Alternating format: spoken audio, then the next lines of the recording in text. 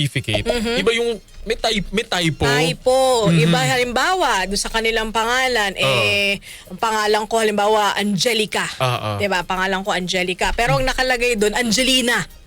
Na mali yung Na ang layo mali. ng letter C sa letter Oo. N na. Diba? Yung mga ganong typo. Or nawawalan ka minsan ng junior Oo. sa pangalan. O kaya iba yung date ng halimbawa kasal ng mga magulang mo. Yan. Iba yung ganon. Pag ganon pala, kailangan pa ng korte. Dati, kasi Oo. kailangan pa ng court order para ito ay mabago. Ang Philippine Statistics Authority po ay meron na pong tinatawag na Administrative Petition for Correction Automated System o APCAS. Up and running daw po ito para mas mapabilis yung ganung mga petisyon ng clerical error. Yan. Bakit naman kasi nagkakamali sa ospital? Oo, minsan kasi yung mga kumadrona din yung partner Sa mga probinsya siguro. Oo, namamali yung sulat dun sa pangalan, diba? O Or kaya- minsan hindi naintindihan. Tsaka nung typewriter pa tayo, Oo. pagka yung tinta medyo nagbara, yung letter O nagiging letter Q. Oo. Makakausap po natin si Attorney Butch Ambatali. Siya po ang PSA Legal Service Director, Philippine Statistics Authority. Good morning po, Attorney Butch. Si Xander po ito at si Angel. Good morning po. Yeah, good morning. Good morning, Sir Sander and Ma'am Angel. Magandang araw po sa mga tagapakinig po natin sa radyo. Opo, attorney, ano po ba itong pangunahing layunin ng pagpapalawak po ng digital services ng Philippine Statistics Authority? Opo, Ma'am Angel, etong APCAS na ito ay di-digitalize ng ating administrative process sa pag-correct ng mga clerical errors sa ating mga civil registry documents. Kung matatanda natin, meron po tayong batas na nag-a-allow ng administrative petitions. Ito ang RA 9048 as amended by RA 10172, Ma'am Angel. So itong APCAS or Administrative Petition for Correction Automated System ay i-digitalize lang niya yung manual process natin ng RA 9048 at 10172. So ibig sabihin po, may dadaan pa rin po sa korte. Hindi na po, Sir Sander. Hindi na. Ang RA 9048 is administrative process siya. So ibig sabihin, ito ay dadaan lamang sa ating mga local civil registrar's office at i-review ito ng PSA, particularly sa legal service. Opo, napakagandang balita po nito, Attorney Butch.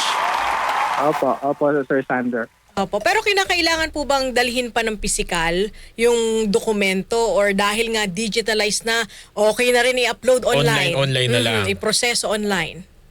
Opo. Sa ngayon po, Ma'am Angel, ang proseso natin ay kailangang dalhin sa local civil registrar's office ang mga dokumento na kung saan ay ipa-file mo yung petition for correction. Ang dinigitalize natin ay yung ang proseso magmula sa local civil registry offices natin hanggang sa makarating ito sa review process ng PSA. So, kung dati ang process natin ay mano-mano, so ibig sabihin ipiprint at ipapadala itong petition na to from the local civil registry office or LCROs, ipapadala ito ng by mail or by courier sa legal service ng PSA at doon i-review. So dito nagkakaroon ng pagtatagal ng or delay ng pagproseso ng mga petitions for correction. Opo. Attorney, anong mga dokumento po yung pwede pong magkaroon ng corrections?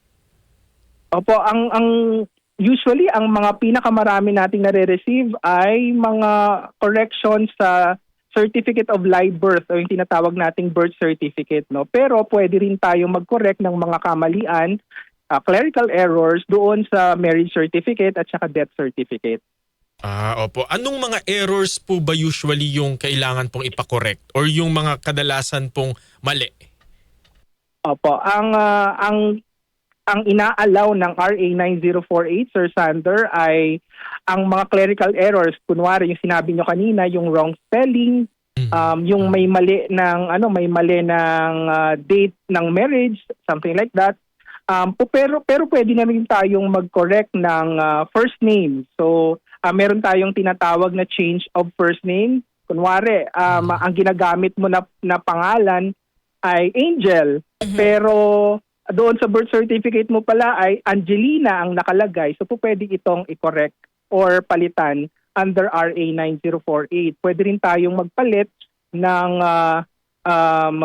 or mag-correct ng sex, no? So kung ang naitik doon sa may birth certificate mo ay male pero ikaw ay babae, po pwede nating i-correct itong sex para maitama yung talagang sex mo. And lastly po pwede ring magpalit ng date and month of birth ng document owner. So kung may mali na birth date at saka month, po pwede na itong i-correct sa RA 10172, no? Ang hindi po pwede ay yung mga nakakaapekto sa edad. So kung year of birth, hindi po pwede ito sa RA 9048 at yung citizenship, kunwari Filipino tapos nagpapapalit ka ng Chinese or Chinese to Filipino, hindi to po pwede. At lastly, yung nakakaapekto sa estado, no? So usually ito ay nangyayari kapag nagpapalit ng apelyido or middle name. Pero with this digitalization, attorney, gaano na po kabilis yung magiging pagbabago do sa ating birth certificate?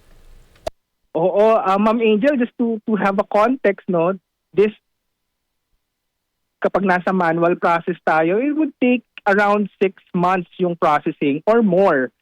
This is because of the delays in the mailing and also yung mga administrative processes na wala ngayon sa automated system. But with APCAS, the usual process that we are seeing right now is around 1 to 2 months, no? This is complete process from the time na may i-apply mo ito sa iyong LCRO at magkakaroon pa ng posting period dyan na 10 days or publication na 14 days. Kasama na ito doon sa complete process. 1 to 2 months magkakaroon ka na ng desisyon doon sa iyong pinapakorek na entry sa iyong birth certificate or marriage certificate. Opo, may bayad ho yun, attorney? Usual na bayad po sa ating pag-apply ng correction ay babayaran ito sa local civil registry offices, no? Merong cap ang mga LGUs natin to collect reasonable fees sa pag-apply ng correction ng mga birth certificate, no? Usually ito ay nagkakahalaga ng 1,000 pesos sa pag-apply ng correction, no? And there are some other documents that the LGUs require to be paid, like the certification fees and all the rest. Ngayon dito sa may APCAS ay ang usually na kasama sa binabayaran kasi sa manual process is yung courier fee, no? So ito yung mababawasan dito sa may APCAS, no? Hindi na kailangan na i-courier kasi yung application for petition for correction, Sir Sander. Opo. Attorney, sa may mga magpapaayos po ng record, ano po muli yung kinakailangan nilang dalhin at isumite? Opo. Kapag simpleng mga correction of clerical errors katulad ng wrong spelling or papabuuin mo lang yung middle initial mo into complete middle name, ang kailangan mo na mga dokumento ay una yung petition, signed petition, verified. Also, you also need to have the copy of the document that you wish to correct, katulad ng birth certificate, marriage certificate, or death certificate, and 2 supporting public or private documents. So, ibig sabihin, pwede kang mag-submit ng baptismal certificate, yung mga earliest school records mo or earliest medical records. Any 2 of these documents can be a supporting document to your petition. For other correction of clerical errors or change of first names, mas madami yung kailangan na i-submit, no? Isumite.